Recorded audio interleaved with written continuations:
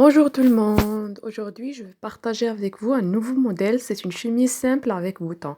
Donc, pour les mesures nécessaires, on aura besoin de l'épaule, tour de poitrine, tour de taille, tour de bassin.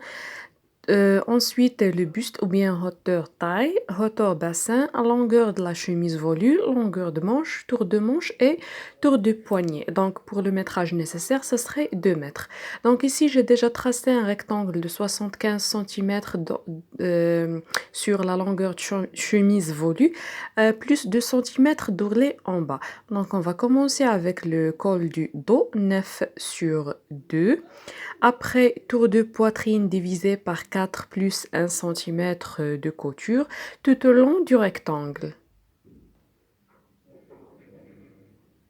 Voilà, voilà, jusqu'au bas. Donc après, tour de poitrine divisé par 4 pour trouver la ligne de poitrine. Voilà, après pour l'épaule, c'est épaule divisé par 2 plus 1 cm de couture. Comme ça avec des pointillés et on descend avec 3 cm. La distance qui reste, on la divise en deux et on va entrer avec 1 cm. La première partie, on la trace avec la règle, la deuxième sous forme d'un arc comme celui-là. Donc maintenant, on trace le buste, hauteur taille ici c'est 40 et on va entrer avec 2 cm. La même chose pour hauteur bassin, 61 pour ma cliente et après on va sortir avec 2 cm. Mais ici pour tour de taille et tour de bassin, donc on doit vérifier tour de taille divisé par 4 plus 1 cm. Si elle est plus petite que la mesure qu'on a tracée, c'est bon. Mais si elle est grande, on va tracer ce qu'on va trouver. Tour de bassin divisé par 4 plus 1 cm et tour de taille divisé par 4 plus 1 cm. Donc ici en bas, donc normalement je fais 40 cm, mais 40 c'est pas suffisant pour le devant, donc 35 c'est meilleur. Donc ici je cherche le milieu et je vais essayer de rassembler les 3 points avec mon perroquet. Donc celui-là, non, ça m'aiderait pas, donc je vais utiliser l'autre partie, celui-là, donc c'est bon, c'est très bien. Donc, mais ici, essayez de corriger ici ce point-là parce on ne doit pas avoir des points pointus.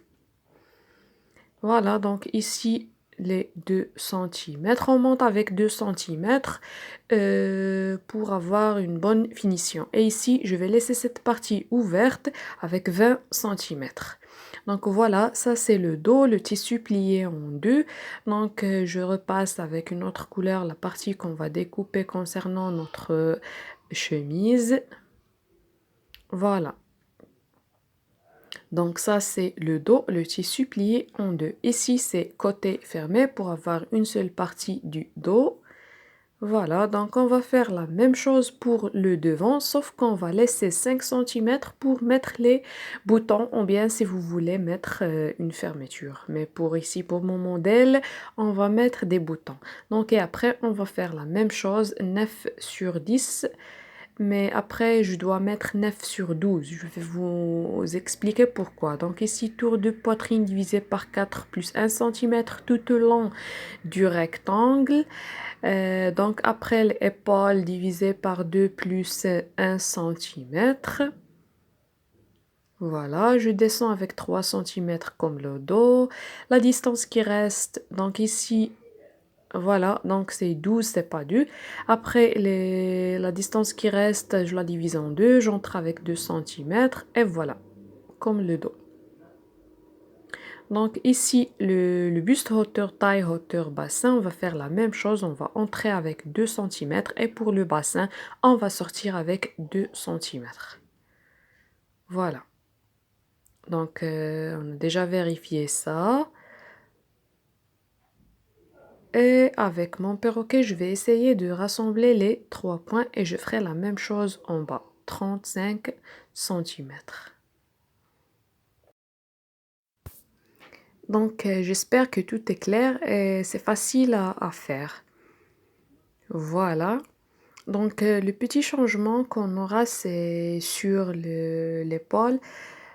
Donc normalement sur presque tous mes modules, on monte avec 2 centimètres à partir de la ligne d'épaule pour trouver la ligne des manchures. Mais cette fois-ci, je vais enlever les 2 centimètres au rang d'épaule parce que ici sur le dos, elle est plus petit que le devant avec 2 centimètres. La hauteur du taille du dos est plus petite que la hauteur du taille du devant avec 2 centimètres. Donc, je l'ai enlevé à partir d'épaule, mais pas sur la ligne d'épaule, de poitrine. Donc, je repasse avec une autre couleur. Comme ça, la chemise, ça serait bien fini et c'est pas à chaque fois on va le pousser vers le devant. Donc ici, sur 2 centimètres, on va mettre les boutons et entre chaque bouton et bouton, on laisse 8 centimètres. Donc voilà, c'est ça notre partie notre patron du devant. Le tissu est toujours plié en deux. On passe maintenant pour les manches. Donc pour les manches, on aura besoin du tour de manche divisé par 2 plus 1 cm. On doit d'abord les calculer. Tour de manche divisé par 2 plus 1 cm. Donc ici, j'ai tour manche égale 38 cm. Divisé par 2, ça serait 19 cm. Plus le 1 cm de couture, ça serait 20. Voilà. Donc le tissu ici, ça sera plié sur 4 pour avoir 2 parties de manche. Donc longueur manche, j'ai 60, mais ici, je vais mettre 55 parce qu'on va mettre une bande en bas. Donc longueur manche, moins 5 cm pour la mettre ici sous forme d'une bande. Voilà. Donc les 5 cm qu'on a enlevé de la manche, on va la mettre ici, plus 1 cm de couture en haut. Voilà, et le tissu ici pour les bandes, ça sera de cette côté-là fermé et de l'autre côté aussi à gauche fermé. Donc ici, on aura besoin du tour de poignet plus 2 cm plus 1 cm de couture plus 2 à 3 cm du croisement de la bande pour mettre un bouton. Voilà, donc la même mesure qu'on a utilisée ici pour la bande, on va le faire aussi pour la manche. Donc ici, côté fermé, et même pour la manche en haut, côté fermé, et pour la bande aussi, côté fermé en bas. Donc ici, 13 cm. Je divise ce rectangle en deux et je le divise encore en 4 parties semblables. Après, je descends ici avec 1 cm, je monte ici avec 1 cm et je laisse ici 1 cm pour ne pas avoir la manche pointue au milieu. Voilà. Donc ici, le tour de poignet divisé par 2 plus 1 plus 2 à 3 cm. Je vais la mettre ici. Et voilà, nos manches. Donc je repasse avec une autre couleur, ça veut dire qu'on a fini. Voilà, donc le tissu plié en 4. Et c'est ça, nos manches. Donc on passe maintenant pour le col. Donc le col, ça serait un col tailleur, donc c'est la première fois que je vais le partager avec vous. Donc on commence avec, on va prendre ici la mesure du demi-col dos plus demi-col devant. Donc ici, je sers avec ce fil. Donc ici, je dois ajouter les 2 cm des boutons. Donc j'utilise ici un fil, mais à la réalité, on utilise le ruban mètre. Mais ici, puisque c'est un petit modèle, miniature d'un vrai modèle, donc j'utilise le fil. Donc cette partie, je vais l'appeler L et l'autre c'est K plus les 2 cm des boutons. Donc la longueur L trouvée plus la longueur K trouvée, demi-col dos plus demi-col devant plus 2 cm des boutons sur une largeur de 6 cm. Normalement, c'est 4 cm plus 1 cm de couture en haut et 1 cm de couture en bas. Donc, la longueur L, c'est demi-col dos et la longueur K, c'est demi-col devant plus les 2 cm. Là, on va mettre les boutons. Et ici, pour la largeur, je vais mettre 1 cm en haut, 1 cm en bas et 4 cm pour notre bande. Le tissu sera plié en deux, normalement seulement en deux, et côté fermé ici. Voilà. Donc maintenant, je descends avec 1 cm, j'entre avec 1 cm ici et 1 cm ici. Voilà. Donc ici, je cherche la longueur du demi-col dos. Et voilà, donc c'est 9 cm. Je l'utilise ici. Voilà. Donc je descends ici avec 1 cm. Je trace cette partie-là, voilà. Et celle-là aussi. Et voilà. Et ici, je mets une petite courbe. Voilà. Donc ça, c'est un col officier. Donc le col tailleur, c'est à la base du col officier. Donc après cette mesure-là qu'on a utilisée, on va enlever un autre centimètre. Donc ici, j'ai trouvé 3 cm.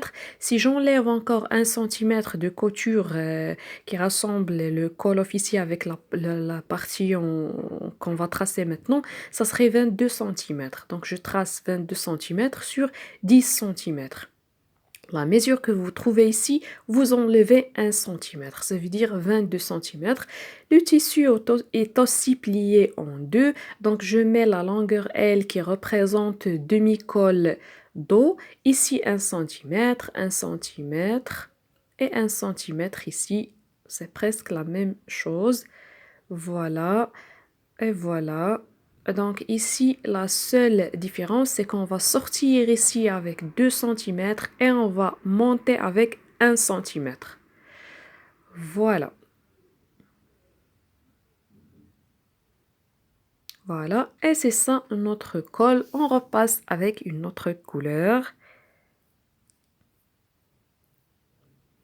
Voilà, donc j'espère que c'est facile, ici côté fermé. Donc j'espère que tout est clair. Donc on va rassembler nos parties pour passer au petit croquet pour avoir une idée sur le modèle final. En attendant la vidéo prochaine pour le découpage du modèle sur tissu et après la vidéo, la troisième vidéo pour la couture. Donc j'espère que tout est clair. Je vous laisse pour voir le résultat final du modèle et j'espère que tout est clair. N'hésitez pas de me laisser vos commentaires, vos suggestions de d'autres modèles en commentaire.